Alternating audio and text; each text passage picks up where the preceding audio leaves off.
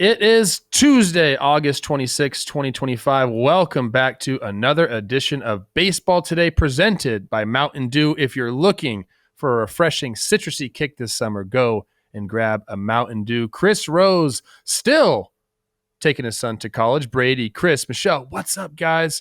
In his stead, we got our guy Jolly Alla, producer Dan, and intern Sawyer along for the ride as well. Jolly, I know you're riding high after what your Mets did to the Phillies last night. How are you feeling today, my man? I'm good, man. I'm happy to be here. Happy to be here after a fun win for my Mets. I'm going to be respectful when we talk about it because this is an impartial baseball news show, Trev. That's what we do here, okay? Citi Field, the house of horrors for the Phillies? That's what people are saying? I said nothing of the sort. I'm going tonight, though, so. All right, we're going to start our show with a tip of the cap like we always do, and this one goes to Angels manager Ron Washington, who came back. He met for the media for the first time since having quadruple bypass surgery. You see him and Bochy hugging. This is a picture that needs to just be in the Hall of Fame right there. That's unbelievable. Wash came back. He's not going to manage again this season. He's just back. He misses baseball, wants to be the guy there. The Angels do have an option for him in 2026 to manage, and he hopes to manage the Angels. He wants to finish what they started there. What are your thoughts on old Ron Washington? Like, give me some. You had some good memories of him because I definitely do. Yeah, I mean, like, this is a guy that's a baseball lifer. Just like courses through his veins every single day. It was really nice seeing him hug like the Rangers manager, Bruce Bochy. That kind of did something to me because my earliest memories is Ron Washington managing those championship Rangers teams. And he was always someone I really wanted my favorite team to get on their staff because I just feel like he makes every team's defense better wherever he goes. Like he did that for the Braves, and like you could see it when he left how much they changed.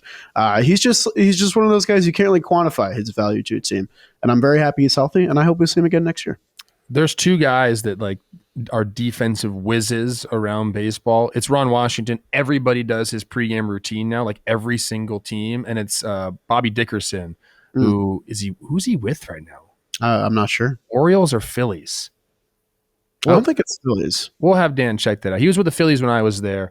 A guy that's just great. But Wash, like that, like somehow needs to be, again, like that picture in the Hall of Fame. Like his defensive routine, the fact that every single team does what he started is kind of crazy to think about. My earliest memory, not earliest memory, but my favorite memory of Ron Washington is watching him on the Texas Rangers, in the Texas Rangers dugout with the happy feet waving guys around from the dugout, like just having the time of his life with those couple really, really nice years there in Texas. So shout out to Ron. My grandpa had a couple bypass surgeries and was like fine. So like maybe I'll be back in 2026 managing the Angels to a wild card berth. Tough as nails, baby. Finish the story. Let's go. All right. Shout out Ron Washington. Tip of the cap. What's that? Oh, my bad. Still with the Phillies, Dickerson is. Bobby Dickerson. What a guy. All right, let's get the show started. And I don't know if you saw this last night, but Cal Raleigh continues his historic 2025, became the first catcher in Major League Baseball to hit number 50 in Jolly. Check this out. Another 3-2. Fly ball driven. Way back there, left field, take cover. Number 50, midway up the second deck. History marches on. For the first time ever, a catcher has hit 50 home runs. I mean, that is a thing of beauty, that swing. And where he hit that ball, that's big boy territory up there, and obviously Cal's a big boy. Some of the other numbers: first switch hitter in Major League Baseball history to have 20-plus homers from both sides of the plate in a single season. He's approaching that AL record that Judge set there. We're obviously going to be watching his at-bats closely as we get into September. I think we're at that point now, like 50 homers. It's about time we're watching every single at-bat to see if this guy's going to continue his march on to 60. A couple questions. We talked about this yesterday, Chris Rose and I, about Cal Raleigh, Aaron Judge, MVP voting. Obviously, Judge, Dan can show right now, having a hell of a year offensively as well. Like the 440 on base percentage, 667 slugging. It's just nuts. You see the OPS plus there, just barely dipped under 200. If you had a vote right now, Jolly, and quickly, because we did this yesterday, are you going Cal? Are you going Judge? God. This is definitely the more interesting race. I mean, right now, between him being only the second switch hitter ever to hit 50 home runs, and he's also a catcher, an everyday catcher at that. Judge isn't playing the field. He's slumping right now. If the season ended right now, I would go Cal, and I would take the heat for it. But like, dude, catching is so hard. Switch hitting is so hard, and he's having the best season of those two positions maybe ever combined. I tend to agree with you. It's hard to ignore what Judge has done. There's no doubt about it. And there is, I believe there is Judge fatigue just the same way that there's Ohtani fatigue. They just set the bar so incredibly high. It's crazy to think like Judge as like an underdog, although I don't believe he is. Either way, Vegas is kind of split on this right now to who's going to win the AL MVP. I mean, they're like in a dead heat race. It's going to be interesting to see. And honestly, the final month is going to decide this. That's the truth. Like Cal has to continue this pace. Judge has to, kind of get back, continue the pace that he's on, and we'll see how it ends up. It's definitely one of the most interesting storylines that we have in baseball right now. Follow-up question, Cal Raleigh, and this is something I think means something. Is he the most likable player in baseball? Like, does anybody have a reason besides, the Houston Astros, and they don't want him to do well, but even those fans, has he given anybody a reason to dislike him? I mean, you watch any interview with him, he's just like he's almost shy, and like it just seems like a very kind person the way that he interacts with the media. He's got the home run derby champ. He's got the iconic nickname that he didn't want originally and then fully embraced. Like, there's just so much to like about Cal Raleigh right now. And like, what's the biggest thing I like about Cal? It's the fact that he's been so good that no one talks about the Crooked Mound in Seattle anymore. No one cares, because that's great. He's just proven that you can have an amazing offensive season in that stadium. So I love him for that alone, but there's plenty of reasons to love Cal Raleigh. That's so funny, dude. I totally agree with you. Oh my gosh, it's so hard to hit in Seattle. Cal's like, here's 50 burger before September. Right. We had that going on too. Target Field gets built. 2010, Justin Morneau, Joe Mauer, they're like, this is crazy. This field, it's huge. No one's ever going to hit home runs here. Then Josh Willingham came in 2012 and was like, this is just pull the ball. Hey, Plouffe, just pull the ball. So it's the closest fence to the plate. And then 2019, a couple of years later. Yeah, so you need someone to break the mold there, and Cal's definitely doing that. Yeah, I don't know how anybody can hate the guy. I think catchers are endearing no matter what. There's not a lot of catchers out there who are earmuffs assholes. Mm-hmm. Someone told me I don't give enough time when I say earmuffs, and I just realized it right there. It's a split second. I can't reach the mute key. I'm like, so sorry about that. Most catchers are good guys because they don't have time for an ego. They're like constantly stroking the pitcher's egos and then having to figure out how they're going to hit too. So also just getting beat up like every inning. Yeah, shout out Cal. Shout out the catchers in the game. It really is one of the most unique positions in sports, and Cal is just having a hell of a year right now. So he should have got a tip of the cap too. Let's move on, because we know that you run this beautiful show called Shea Station with Jerry Blevins. It's all about the Mets, and those Mets delivered a dominant response to the recent setbacks with the drubbing of the Phillies, 13-3 at Citi Field. The Mets now 6 games back of the Phillies for the NL East. Couple questions to you. Number one, 6 games back, like I mentioned, August 26. Do you give the Mets a chance to run the Phillies down in this division? I'm honestly going to say, like, they have 6 left to play with the Phillies too. Like, that's a way for them to make up ground. I just still don't think they've done enough to win this division this year. There's still so much baseball left to play, but I do think the Phillies have proven that they're going to beat teams that are worse than them. And like, even with this win, the Mets haven't proven that they're going to beat all the losing teams that they're going to face down the stretch in these 5 weeks. The encouraging thing for me is that they usually have been playing up to competitions. Any, competitive playoff team they've been facing, they've usually fared better against than some of the lesser teams you'd expect them to beat. But also, like, it's been such a streaky season for the Mets. So like, I as a fan, I'm more just focused on checking the Reds score every night and making sure they're not going to, potentially sneak up for that 6th spot. Because if you're a Mets fan, division win or not, you're probably going to end up in that wild card weekend anyway.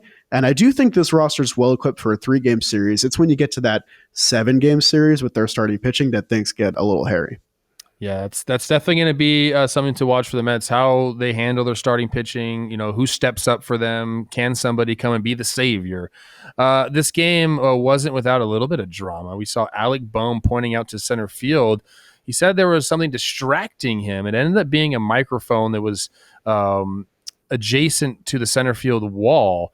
He said there was a kind of a light coming off it. You're seeing it right now if you're on YouTube. Now, the Phillies broadcast and their post-game show pointed out that that's been there since at least 2017. They were not mincing words at all, talking about that, saying, Alec Bohm, how could you be complaining about this? Something that's been there for so long, causing a 19-minute delay during the game. What, as a Mets fan and a guy that's, been to Citi Field a ton, like what's your take on this? Did something change, and was it different last night? I mean, pardon my story, Ellie. This felt very Metsy, like pre-Cohen Metsy. Like this is a thing that would happen to our team, like us complaining about some dish in center field, and then the other team scoring 10 unanswered runs and us not getting a hit for the rest of the game. I didn't know it was there since 2017 because, to be honest, I've never noticed it, and I've gone to 50 odd games in that window, probably more. I've sat in center field. I've never noticed it.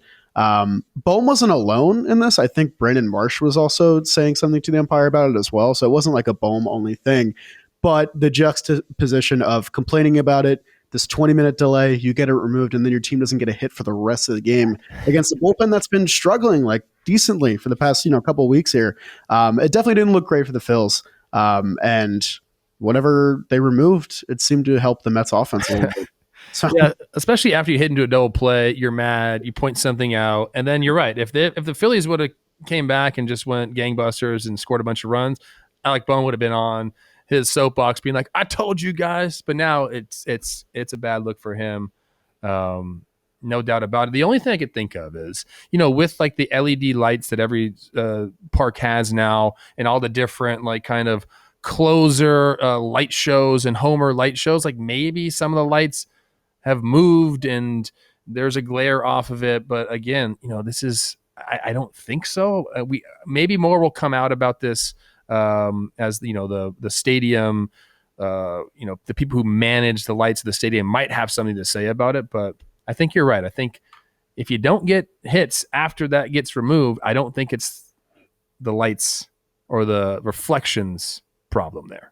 I would have liked to seen what he saw. Just to make my own opinion of it, but like, there's no way we can have that perspective, and now they're removed, so we'll never know. All right, y'all. Thanks to Mountain Dew for sponsoring this episode with bold flavors and a refreshing citrus kick. Mountain Dew is perfect for any occasion, whether it's beach days, a boat day, if you're out on the golf course, or you're going to the ballpark, or just about anything in between. Especially at the warehouse, we'll be there for BB7, which means Dalton and K-Mac will be raiding the fridge, trying to get that Mountain Dew down before I drop a bomb off them or strike him out, because that's what I do, Jolly. I am the go to the warehouse, and I do still want justice for Jolly. Want justice for Jolly. Need you back in the warehouse. But we will have Mountain Dews all over the place, and I'm very, very excited for that. So the next time you guys are chilling on the beach, you're out on the water, on the golf course, or at the ballpark, or really doing anything, as long as you're hanging out with friends, the refreshing citrus kick of Mountain Dew is the perfect pairing. So if that's what you're looking for, grab a Mountain Dew. The Rays, not necessarily raising this year, for being honest, but one guy down there has been an absolute bright spot for their Junior Caminero. Delivered another superstar performance last night. He went 4 for 5. He hit 2 homers. One, a 2-run shot in the 5th, and the other, a solo blast in the 7th to power the Rays to a dominant 9-0 win over the Guardians. Caminero, if you remember, was originally a Cleveland prospect, was traded for Tobias Myers in a one-on-one deal after the 2021 season. The Guardians, they don't need any outfield help, do they? Just guys that hit 40 homers a year? No, they don't need that. He's only 22 years old, by the way. We were talking about this before the show. He should still be a rookie. The Rays have done some really funky stuff. Brought him up in September in 2023, brought him up in August in 2024. So he accrued enough service time where this year, even at 22 years old, even with only 54 games under his belt before this year, he's not a rookie. So he's not eligible for the award. 39 homers on the year. Right now in the AL, we have a clear-cut winner for AL Rookie of the Year, and that is a guy, Nick Kurtz, who is just absolutely crushing the ball. 27 homers, 70 runs driven in, 1 dotting it on the year. It's funny, we're talking, both these guys play in minor league parks this year. I don't know if that has anything to do with it. I don't think it does. I guess my question to you is, if you look at Junior Caminero, what he's done at third base for the Rays this year, and then you look at Nick Kurtz, who is, again, running away with the AL Rookie of the Year award, if Junior Caminero was still a rookie like we think he should be, is there any competition there? Do you think he's able to steal some votes away from Nick Kurtz? Oh, yeah. I think it becomes like the second most fun award race this year behind AL MVP, which we just did. I mean, like, it's so weird that Caminero's not a rookie, because in my brain, this season feels like a rookie season for him, and it's a damn good one, man. Like, near 40 homer campaign, playing, one of the most important positions on the diamond. All that being said, Nick Kurtz has taken some of the prettiest and most violent swings in baseball right now, and he's like just getting started. I know minor league stadium is an important caveat there, and it is funny that he's the runaway favorite when for the first 2 months of the season kind of felt like Jacob Wilson was the runaway favorite, his own teammate. I don't think any first-year player, or even guys that we consider first-year players if they're 21, whatever, are outdoing Nick Kurtz right now. But Junior Caminero has been very fun to watch. That trade has a chance to age very poorly, because the piece the Rays or the Guardians got back didn't even make his debut with them. It's just a whole mess there. But these two, they could be huge beacons of light for both these franchises going forward. I do want to cite park factor because we mentioned it. Right now, Sutter Health Park, which is where the A's play. It's a AAA stadium in Sacramento. 109 park factor. Which would be second overall in baseball. For Tampa, they're playing at Steinbrenner Field down there, the Yankees spring training facility. And a minor league team, do they play there still as well, the high A team? I'm not sure. I think they might. That is 11th in park factor. So 2 pretty dang good hitting parks. I don't think it might be close in the voting. I'd still go Nick Kurtz. And the thing I point to, which is just incredible for a 22-year-old to be doing this, especially a guy from Lancaster, PA. Okay, Nick Kurtz, 398 on base percentage. We're essentially getting on base at a 40% clip as a 22-year-old, and you're slugging 640. Like, it's the elite combination: plate discipline and power. This is exactly what every single team wants, and getting it from a young player like this is absolutely nuts. So, Junior Caminero, you're crushing it, doing great. But Nick Kurtz is hitting 308. His batting average is 308. Your on-base percentage is 303. Yeah, that's the difference. Like, great year. You're doing it. This guy's a superstar. I wish we highlighted him more. I wish he was in more meaningful games. But what Nick Kurtz is doing right now is pretty crazy. And I do remember when he first got called up, they were saying this could be the next Jim Thome. And you don't say shit like that. Don't use my friend and ex-teammate's name, Jim Thome, flippingly. You just don't do that. Okay? Kurtz he's a massive human being, and it makes sense. I'm saying I think it's right. It's kind of, it's crazy. It's rare. He got drafted last year. Last year. 4th overall pick out of Wake Forest. I guess this is weird. Okay, born in Lancaster, PA, went to high school in Chattanooga, Tennessee, so I don't know when he moved there, and then goes to Wake Forest, which I didn't know was in North Carolina. So shout out all those 3 different states right there. Yeah, but Nick Kurtz would get my vote. He does. I think you encapsulated it perfectly. Beautifully violent swing. That's how it is. It's really, really pretty. Okay. This one's interesting to me, Jolly. Shout out our guy Steven Nesbitt, writes for The Athletic. I love The Athletic. If you don't subscribe to that, I definitely would. I think it's worth it, even if just for like fantasy football, they have great stuff there as well. But their Major League Baseball writing is, I think, the best there is in the business, Nesbitt being one of them.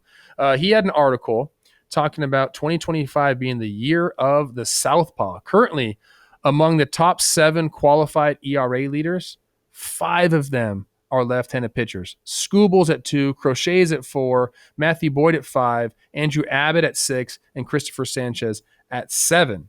There's some more stats there. I don't want to give away the entire article, but the disparity between right-handers and left-handers this year, the ERA disparity is the largest it's been since ERA has been tracked.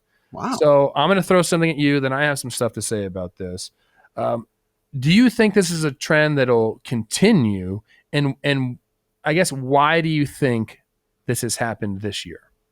I think it's a trend that might continue, not really because of anything in the sport changing, but rather just the rising stars on the starting pitching end, all kind of being these like new left-handers like Skubal, like Crochet, like, you know, they're already the best in the game in our minds, but they are still relatively new to being at the top of the mountain.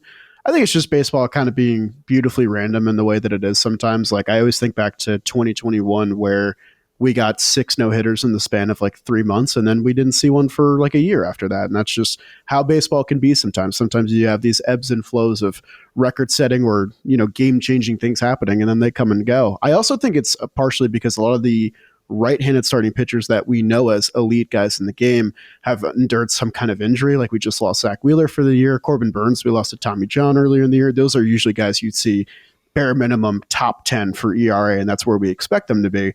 It's been the year of the lefty. You probably wouldn't have guessed Matthew Boyd and Andrew Abbott being a part of that top 6 at the beginning of the year, but that's the season that they've had, and that's what makes baseball great. Anyone can come out and have a great 162, and this year it's been the year of the southpaw.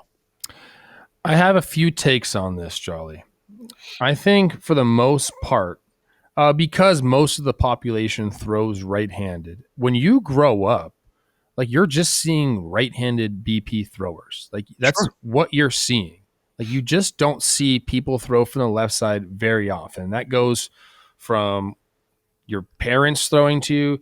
That goes to you know, guys you face in Little League, and it's just there's just way more right-handers. You just see it so much more. I think organizations are starting to understand that. Like, hey, like left-handed arm they don't see very often. So if we can find a guy in the draft, a lefty that has some projectability, like we can now put him into our program, like, you know, nasty him up a little bit, and now we're throwing somebody that like you just don't see that often. And a lot of times teams are also getting left-handed hitters because they want that platoon advantage and they want those guys to match.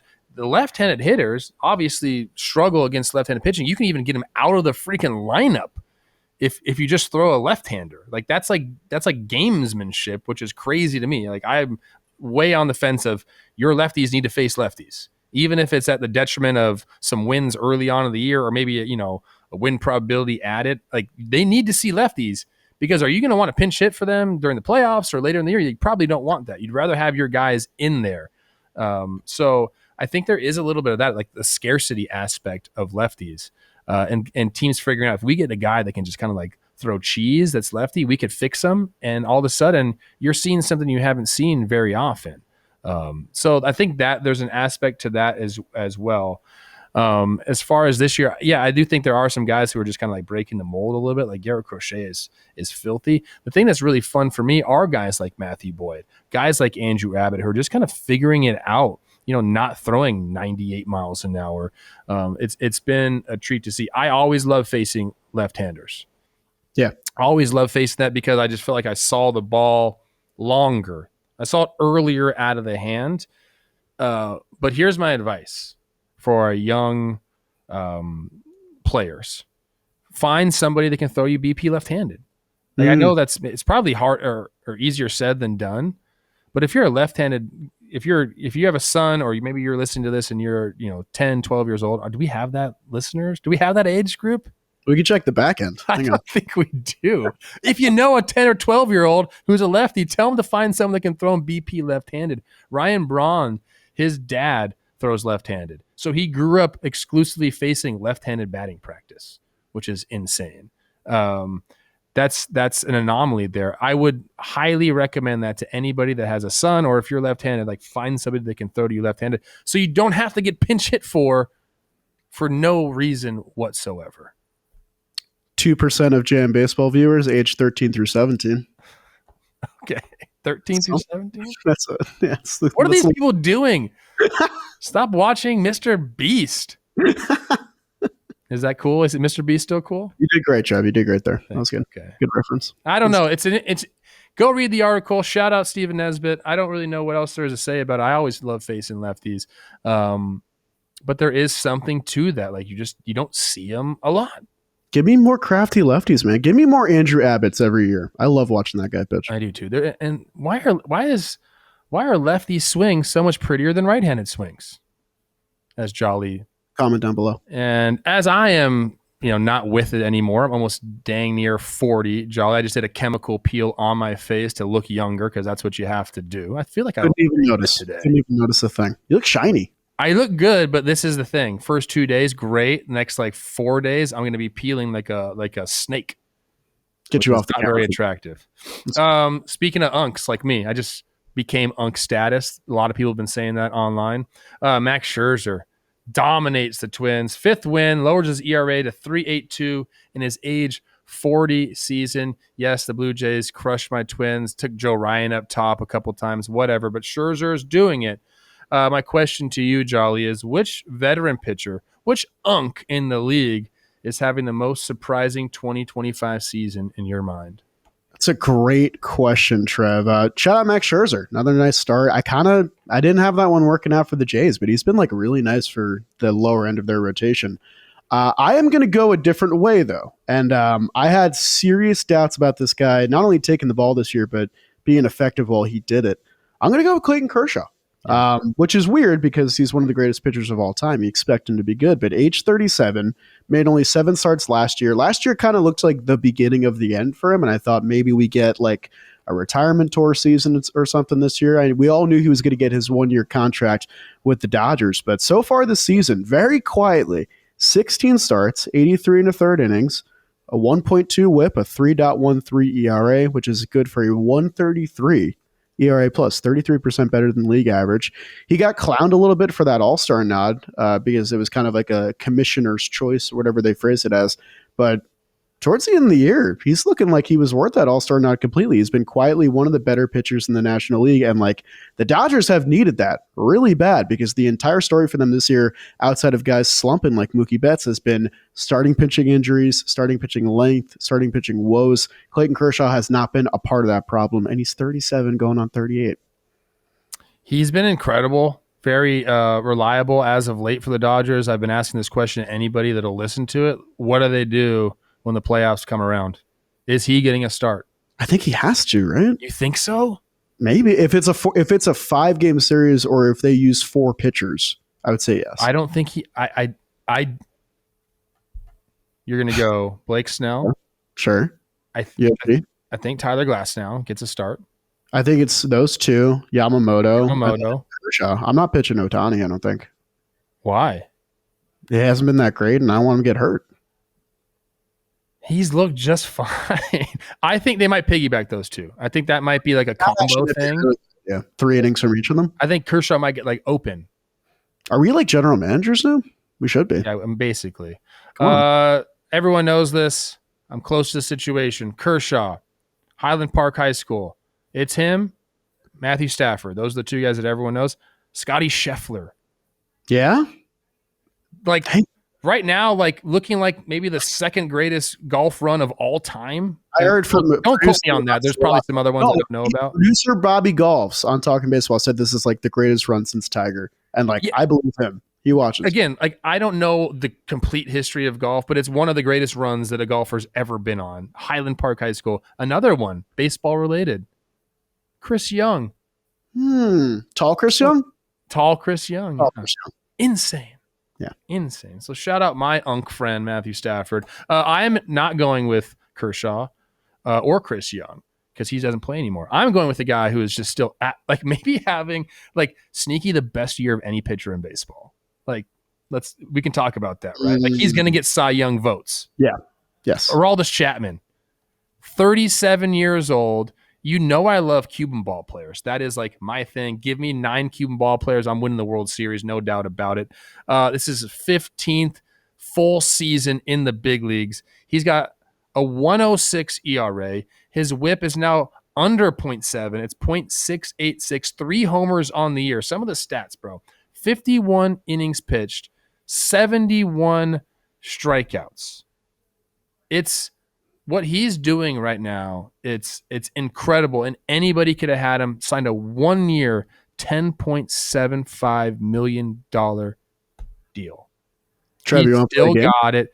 So he's going to sign another 1-year deal after this season. Your favorite team better go sign this guy.